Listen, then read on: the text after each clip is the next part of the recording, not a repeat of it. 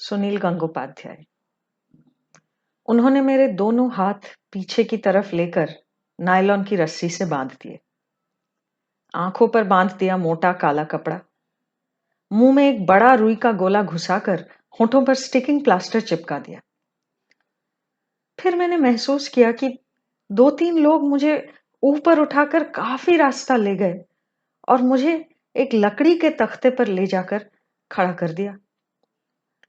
एक ने खूब चमचमाती चिकनाई हुई आवाज में कहा, अब तुम सामने की ओर चलो, हड़बड़ाने की जरूरत नहीं, एक एक पांव रखते हुए चलो। मैंने पांव चलाकर देखा कि लकड़ी का तख्ता केवल बित्ता भर चौड़ा था, नीचे कोरी शून्यता। क्या ये कोई पुल है? नीचे कोई पहाड़ी नदी है? बिन चांदनी की रात में हम एक पहाड़ी रास्ते से होते हुए आ रहे थे। जंगल के बीच गाड़ी रुकी थी। ऐसी निस्तब्धता की हवा तक की आवाज नहीं। मेरे मन की बात पढ़ते हुए आतताइयों में से एक ने हंसकर कहा, हाँ, ये तीस्ता नदी के ऊपर एक अस्थाई पुल है। पानी लगभग 500-600 फुट नीचे है। अगर पांव फिसल गया तो तुरंत पिस जाओगे, ढूंढने पर भी न मिलोगे। मैंने बू बू शब्द करते हुए पूछना चाहा, मुझे ये पुल पार करने को क्यों कह रहे हो? वो मेरी बात समझते हुए बोला, ये एक खेल है। मैंने उसी तरह फिर पूछा, ये खेल अगर मैं खेलना ना चाहूं तो? कौतुकपूर्ण उत्तर आया, तो फिर तुम्हें धकेल कर फेंक दिया जाएगा। तुम लुढ़कते हुए गिरोगे और हम टॉर्च की रोशनी में देखेंगे। इस पर मैंने खुद ही जिज्ञासा व्यक्त की, और अगर उस पार पहुंच जाऊं तो? फिर हंसी के साथ जवाब आया, तब देख लेना क्या होता है। जरूर कोई बेहद मजेदार बात होगी। Now start. हम ठीक 10 तक गिनेंगे। तब तक अगर आगे बढ़ना शुरू नहीं किया तो 1, 2, 3। मैंने आगे की ओर पहला कदम बढ़ाया। ज्यादा मुश्किल तो मालूम नहीं हुआ। लकड़ी का तख्ता काफी मजबूत था। एक कदम बढ़ाकर उसे कसकर दबाने के बाद ही उस हिसाब से दूसरा कदम बढ़ाना पड़ेगा।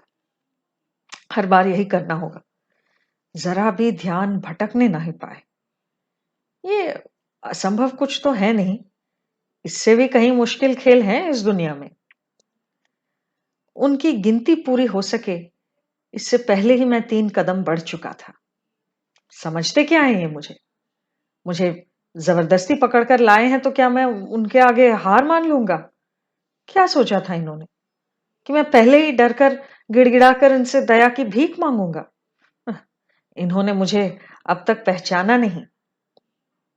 यह पुल कितनी लंबी है?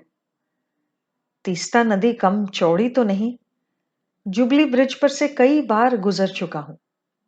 ऊंची पहाड़ियों के पास जरा संकरी तो है। ये जगह कौन सी है? ये क्या? मेरे पांव क्यों कांप रहे हैं? दिमाग तो ठीक है, फिर पांव क्यों कांप रहे हैं? आगे बढ़ने के लिए एक पांव उठाते ही जैसे दूसरा पांव शरीर का संतुलन नहीं रख पा रहा। इंसान एक टांग पर काफी देर तक खड़ा रह सकता है, लेकिन एक टांग पर खड़े होकर आगे बढ़ना बहुत मुश्किल है। अगल बगल नहीं, सिर्फ सामने की ओर बिल्कुल सीधा चलना इंसान जन्म से ही नहीं सीखता। उनमें से एक ने चिल्लाकर पूछा, क्या हुआ? रुक क्यों गया? धक्का लगेगा, समझे? मेरा मुंह बंद था। मैं जवाब कैसे देता? क्या उन्हें पता नहीं? वैसे उनके इस सवाल का कोई जवाब भी तो नहीं है। उन्होंने फिर कहा, या तो धक्का खाएगा या फिर गोली चलाई जाएगी। रुकने से नहीं चलेगा। फिर 10 तक गिनता हूं। 1, 2, 3। अगर एक लाठी मिलती बैलेंस करने के लिए। पर कहां लाठी? दोनों हाथ ही जब खुले नहीं छोड़े। बचपन में जब किसी बाड़ के ऊपर या रेल लाइन के ऊपर से चलता था तो हाथ खुद ब खुद दोनों तरफ पसर जाते, पर बन जाते थे। अंधेरी रात में आंखें खुली भी हो तो ऐसी संकरी पुल पार करना कोई आसान काम नहीं। फिर भी उन्होंने आंखें क्यों बांधी? वैसे जरूरत पड़ने पर इंसान शायद बंद आंखों से भी देख लेता है। आंखें खुली होती तो कम से कम अंधेरा तो दिखाई पड़ता। अंधेरा भी कितने तरह का होता है। दुनिया में कहीं भी खालिस काला अंधेरा नहीं होता। नहीं, पाँव बहुत कांप रहे हैं, मुझसे नहीं होगा। इतना आने में ही एक बारगी असंतुलित होकर गिरने वाला था। ये खेल नाइंसाफी वाला है। अब वे लाठी वगैरह से धकिया नहीं सकेंगे। मैं जरूर उससे कहीं आगे निकल चुका हूं। गोली चला सकते हैं, लेकिन मैं किसी भी हाल में उनकी गोली से नहीं मरूंगा। उन्होंने गिनना शुरू किया तो 9 तक गिनते ही मैं छलांग लगाऊंगा। नीलू, नीलू! पिताजी की आवाज। पिताजी सालों पहले गुजर चुके हैं।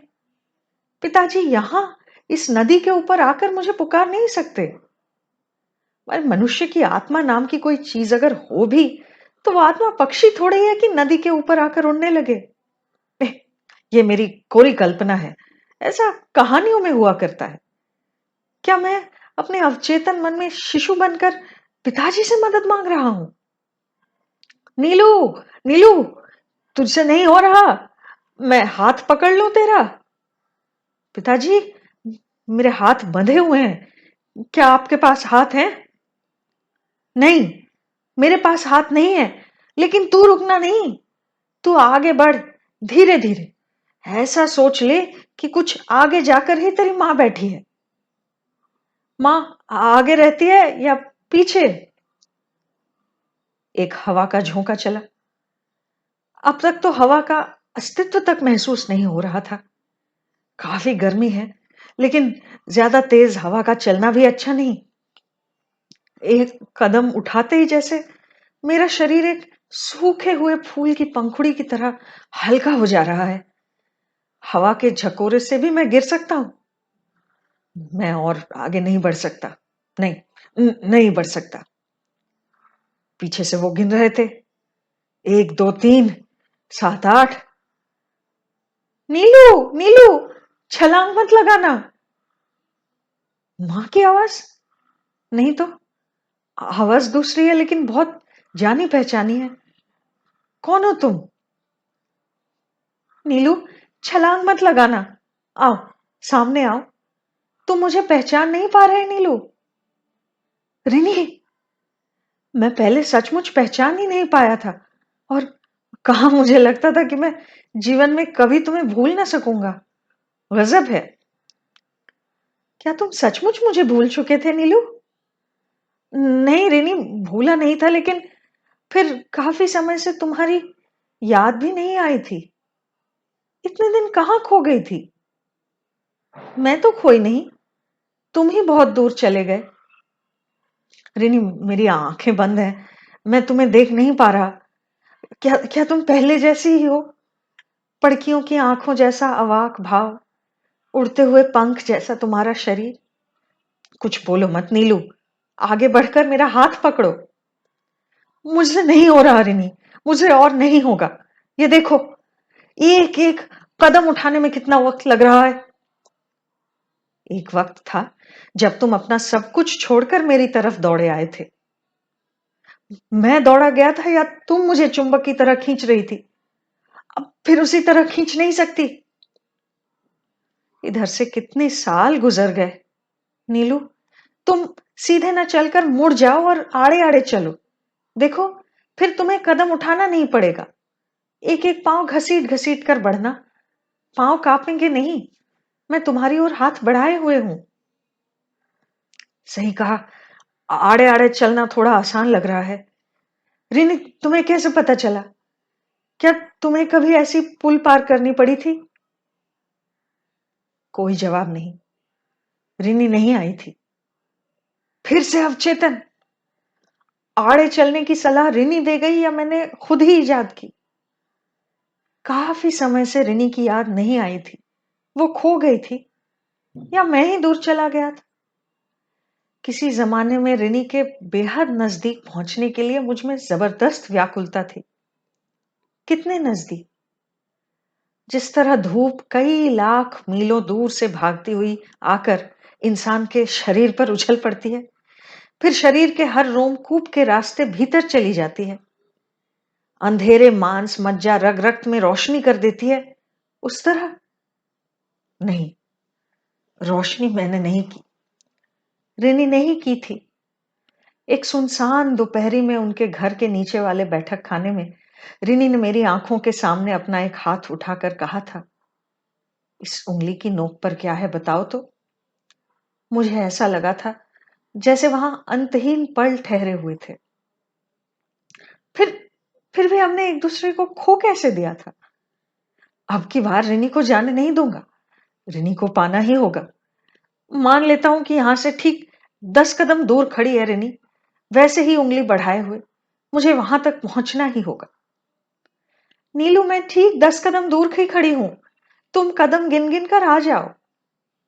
रिनी, मैं तुम्हारे पास पहुंच जाऊं तो तुम कम से कम मेरी आंखों पर से पट्टी खोल दोगी। मैं तुम्हें एक बार देखना चाहता हूं। तुम्हारी आंखों पर पट्टी है, ये एक तरह से अच्छा ही हुआ। नीचे की ओर देखते तो तुम्हें चक्कर आ जाता। नदी के पानी पर रोशनी जगमगा रही है, काफी नीचे है। नीचे की तरफ नहीं देखूंगा, बस तुम्हारी उंगली की नोक एक बार फिर अच्छी तरह देखूंगा। ये 10 कदम पार करते हुए मेरे पांव नहीं कांपे। रिनी वहां नहीं थी। ये किसका शब्द है? बहुत नीचे बहते पानी की लहरों का? हे अवचेतन, तुम और ज्यादा शक्तिशाली बनकर हाड़ मांस वाली रिनी नहीं बना सकते थे? ऐसा गधा हूं मैं। सिर्फ 10 कदम दूर रिनी होगी ऐसा क्यों सोच लिया? अगर सोचता कि 50 कदम दूर या फिर पुल के उस पार खड़ी है रिनी, आसमान में काल पुरुष की तरफ अपनी कोमल उंगली उठाए, तो फिर शायद उसी के खिंचाव से मैं वहां पहुंच जाता। कृपण की तरह केवल 10 कदम का उच्चारण कर मैंने रिनी को खर्च कर डाला है। अब अवचेतन आलोड़ित करने पर भी रिनी लौटकर नहीं आएगी। पीछे से कर्कश हुंकार आई, हरामजादे, रुक क्यों गया? हम क्या यहां पूरी रात गुजारने आए हैं? गोली चलाऊं? वे क्या मुझे टॉर्च जलाकर देख रहे थे? वे कुल मिलाकर 6 थे, मैंने गिना था। उन्हें रोकने का कोई उपाय मेरे पास नहीं था। क्या वो इसी इंतजार में बैठे हैं कि मैं कब गिर जाऊंगा, या फिर उन्होंने आपस में शर्त लगा रखी है? फिल्मों में ऐसा दृश्य हो तो अचानक एक बार के लिए नायक का पांव फिसल जाता है और वो गिर जाता है। दर्शकों के कलेजे कांप उठते हैं। लेकिन नायक सचमुच गिर नहीं जाता। ऐन वक्त पर एक हाथ से पकड़ लेता है, लटका रहता है। नीचे भूखे मगरमच्छ तैर रहे होते हैं। नायक उस अवस्था में भी किसी करामात से बच निकलता है। मैं गिर भी जाऊं तो पकड़ नहीं पाऊंगा। मेरे हाथ बंधे हैं। मुंह से लकड़ी को पकड़े रहने का भी कोई उपाय नहीं। जरा सी भी चूक नहीं हो सकती। और फिर मैं नायक भी तो नहीं हूं। ये सिनेमा नहीं है, जीवित रहने की पुरजोर कोशिश है। जीना ही पड़ेगा। ये जरूरी है क्या? एक कुटिया की छत पर से लटकती हुई लौकी की बेल पर बैठी एक लाल रंग की टिड्डी, थर-थर कांपते उसके पर, कितनी निश्चिंत और आनंदमय भंगिमा में बैठी हुई है। हालांकि किसी भी पल कोई मैना आकर उसे उठा ले जा सकती है। क्यों ये दृश्य याद आ रहा है? और कितनी दूर जाना पड़ेगा? आधा रास्ता गुजरा क्या? सिर्फ एक पल। अगर छलांग लगाऊं तो फिर और कोई यातना सहनी नहीं पड़ेगी। सुना है बहुत ऊंचाई से गिरने पर हवा के दबाव से ही सांसें बंद होने लगती हैं। किसी दूसरी मौत के मुकाबले नदी के वक्ष में खो जाना कहीं बेहतर है। हिल रहा है, पुल हिल रहा है।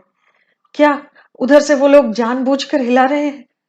तो फिर उनका खेल यही है, किसी भी सूरत में मुझे पार होने नहीं देंगे, बीच नदी में गिरा देंगे। लेकिन लकड़ी का इतना लंबा पुल, नीचे अगर कोई सपोर्ट ना हो तो बीच में से टेढ़ा भी तो हो सकता है। यहां पर ढलान बन गया है, हिलने लगा है। कोई इंसान नहीं, इस लकड़ी के तख्ते की कमजोरी ही मुझे गिरा देगी। नीलू, नीलू तुम भी अपना शरीर हिलाओ, वरना संतुलन नहीं रख पाओगे। कौन? गगनदा, आप कहां से आए? अभी बातों के लिए समय नहीं है नीलू। अपना शरीर हिलाओ और साथ ही धीरे धीरे आगे बढ़ो। मुझसे और नहीं हो रहा गगनदा, पानी मुझे अपनी ओर खींच रहा है और मैं गया। नहीं नहीं, तुमसे होगा, तुम्हें करना ही पड़ेगा नीलू।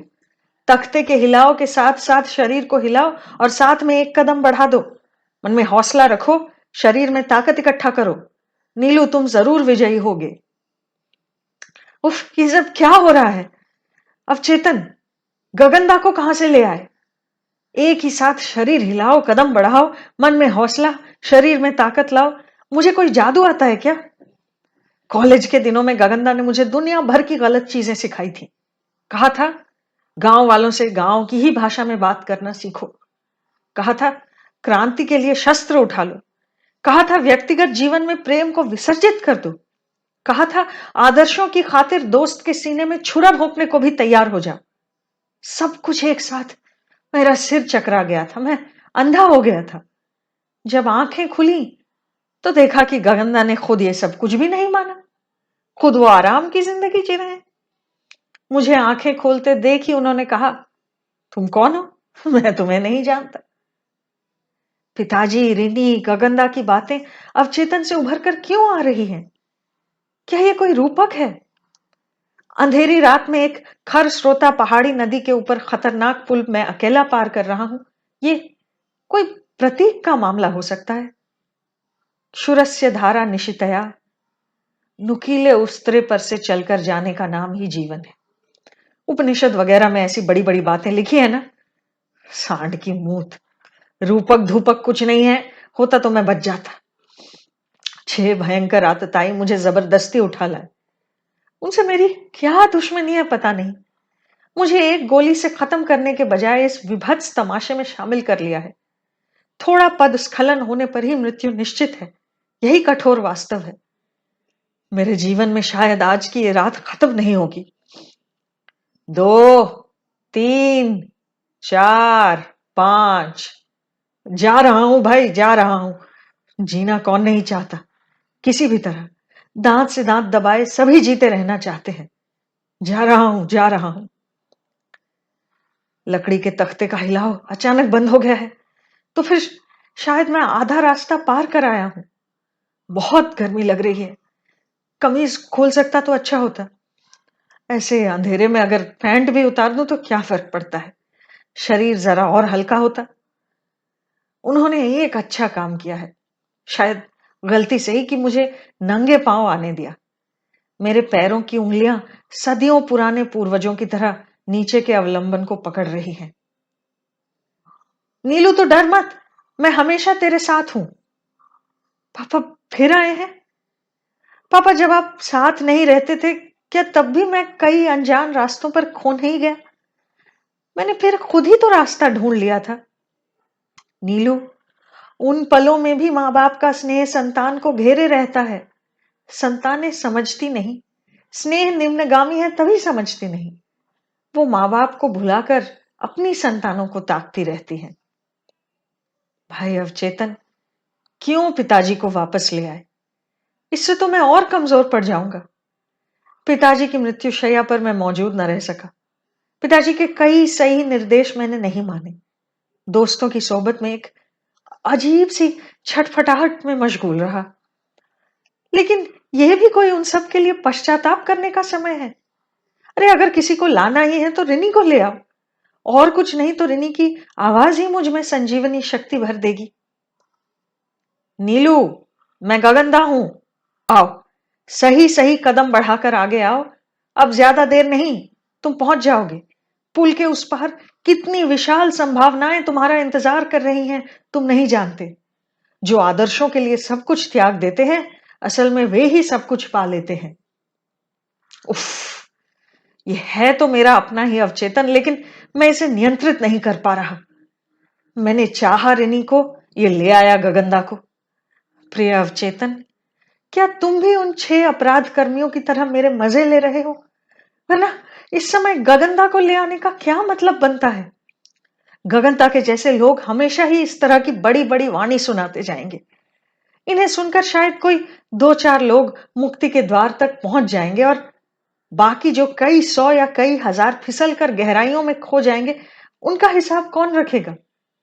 मैं उन्हीं फिसलने वालों की संख्या में हूं, लेकिन मैं जीने की चाह रखता हूं। सच कहता हूं, कसम काली मां की, मुझ में जीने की बड़ी चाह है।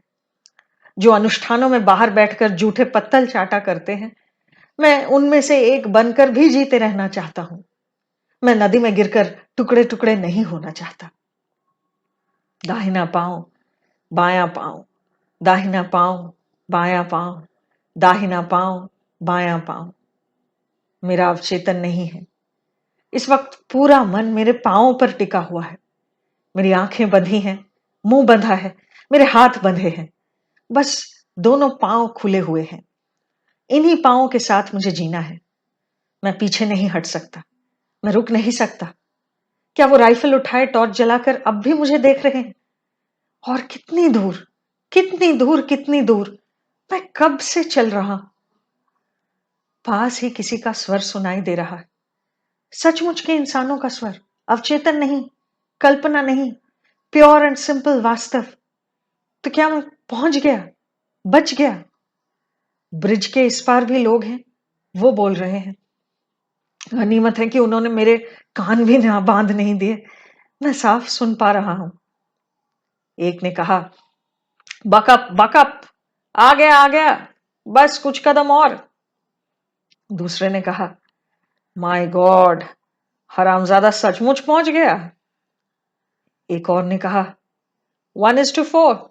मैंने कहा था ना, प्राणों का खिंचाव बड़ा भारी होता है, ये साला जरूर पार कर लेगा। तुम लोगों को शर्त के पैसे चुकाने पड़ेंगे। मैं चौंक पड़ा। इन स्वरों से मैं परिचित था। यही उस पार थे, यही मुझे जबरदस्ती पकड़ लाए हैं।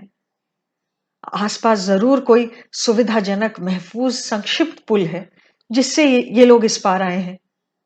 उन सब पुलों की खबर ऐसी अंधेरी रात में भी बस वही जान जाते हैं।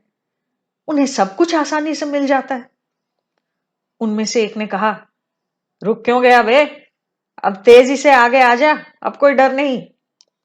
दूसरे ने कहा, ये आदमी कमाल कर देगा, मैं सोच ही नहीं सकता था, इसे कोई इनाम विनाम देना चाहिए। एक और ने कहा, जरूर, हम स्पोर्ट्समैन स्पिरिट दिखाना जानते हैं। ये जैसे ही इस तरफ की जमीन पर कदम रखेगा, हम इसे विनर डिक्लेयर कर देंगे। अरे ओ, तुझे क्या चाहिए? 1.5 बीघा जमीन पर घर, फॉरेन ट्रिप, दवाइयों की एजेंसी, सड़क बनाने की कॉन्ट्रैक्टरी, क्या चाहिए बोल। मेरे दोनों पांव थर थर कांप रहे हैं। बचपन में एक फिक्रा सुना था, खजूर के पेड़ के 3 हाथ। साधारण मनुष्य के लिए खजूर के पेड़ पर चढ़ना ही मुश्किल है, पर सबसे मुश्किल है अंत के 3 हाथ चढ़ना, जैसे पार पहुंचकर नैया का डूबना। मैं और आगे नहीं बढ़ पा रहा, नहीं, और एक कदम भी बढ़ा नहीं सकता। मेरे अवचेतन ने कहा, अरे गजब करते हो, यहां पुल के नीचे पानी नहीं जमीन है, अब तो तुम आराम से भागकर पार लगा सकते हो। मैं हंसकर पीछे मुड़ा। उन लोगों ने कहा है कि उस पार पहुंचते ही वो मुझे कोई इनाम देंगे। ये उनका खेल है। सभी जीना चाहते हैं, मैं भी जीना चाहता हूं, लेकिन जीवित रहने में आत्म गरिमा नहीं होगी, वरना बस कीड़े मकोड़ों की तरह। क्या जीवन ही अकेला वास्तव है? सामने कोई एक गाजर का टुकड़ा लटका दे, उसी की ओर भागते रहना। मुझे उनकी शर्तों पर खेलना होगा। उल्टी दिशा में कदम बढ़ाते ही इस तरफ के लोग हो हल्ला मचाने लगे। अरे अरे, ये आदमी पागल हो गया क्या? अबे गधे, तू किस तरफ जा रहा है? इधर आ, दौड़ कर आ, तू बच गया है। मेरा मुंह बंद है, फिर भी मैंने कहा, अब शुरू होगा मेरा अपना खेल।